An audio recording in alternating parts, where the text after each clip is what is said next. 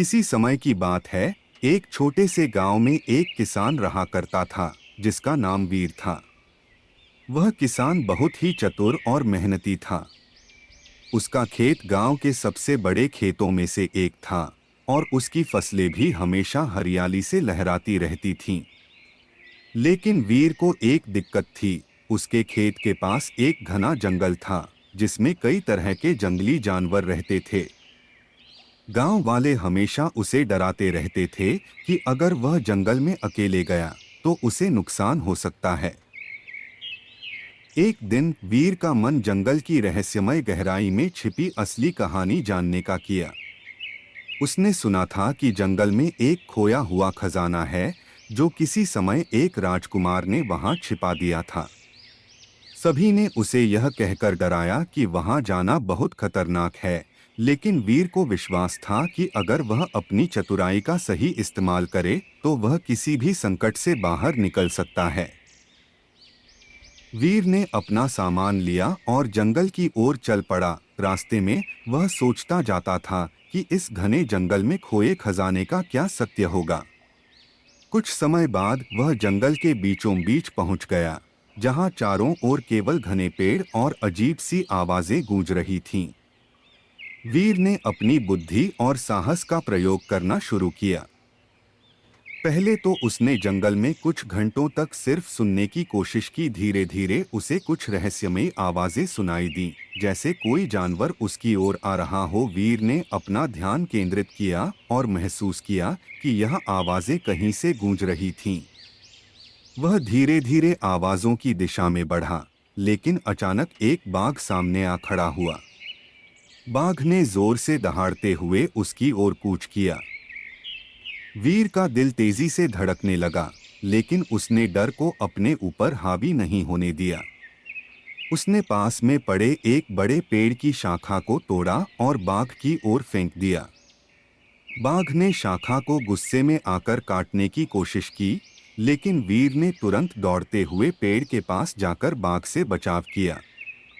बाघ अंततः थककर वहां से चला गया और वीर ने राहत की सांस ली। अभी तो वीर को खजाने की तलाश जारी रखनी थी। कुछ और आगे बढ़ने पर उसे एक पुरानी खंडहर जैसी इमारत मिली। इमारत के दरवाजे पर एक रहस्यमय ताला लटका हुआ था।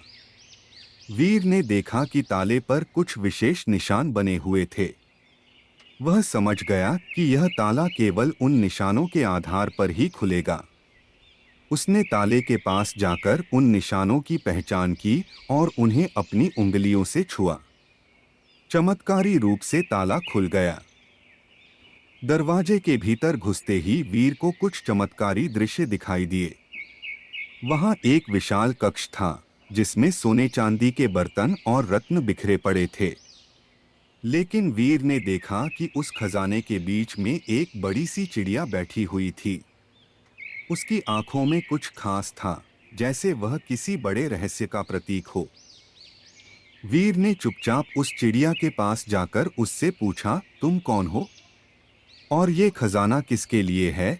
चिड़िया ने एक लंबी सी आवाज में उत्तर दिया, यह खजाना तुम्हारे साहस और बुद्धिमत्ता का परिणाम है।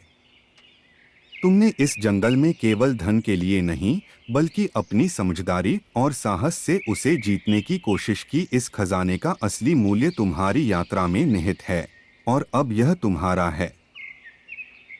वीर को समझ में आ गया कि इस खजाने से ज्यादा महत्वपूर्ण उसका साहस, बुद्धिमत्ता और यात्रा का अनुभव था।